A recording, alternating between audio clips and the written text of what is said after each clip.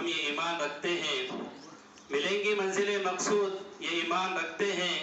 ہم اپنی رہبری کے لیے قرآن رکھتے ہیں، ہم اپنی رہبری کے لیے قرآن رکھتے ہیں۔ وطن سے ہو محبت یہی اسلام کہتا ہے، وطن سے ہو محبت یہی اسلام کہتا ہے، ہم اپنے دل کے اندر ہندوستان رکھتے ہیں۔ ماشاءاللہ ابھی جس طالب علم نے قرآن پاک کی تلاوت کی، یہ قرآن کریم عربی زبان میں ہے، جس کا ترجمہ یہ تھا، یہ کہہ رہے تھے کہ ہم نے تم کو ایک ہی انسان اور ایک ہی مرد سے پیدا کیا ہے، تو گویا کہ جب ہم سب ایک ہی انسان کی اولاد ہے تو گویا کہ ہم سب ایک بھائی بھائی ہیں آپس میں، اور برادران وطن اسی وجہ سے محبت ہے ہم سب کے اندر۔ تو ایک شعر اس کے اوپر بھی یاد آتا ہے کہ خوب بہتی ہے امن کی گنگا بہنے دو، خوب بہتی ہے امن کی گنگا بہنے دو، مت پھیلاؤ دیش میں دنگا رہنے دو،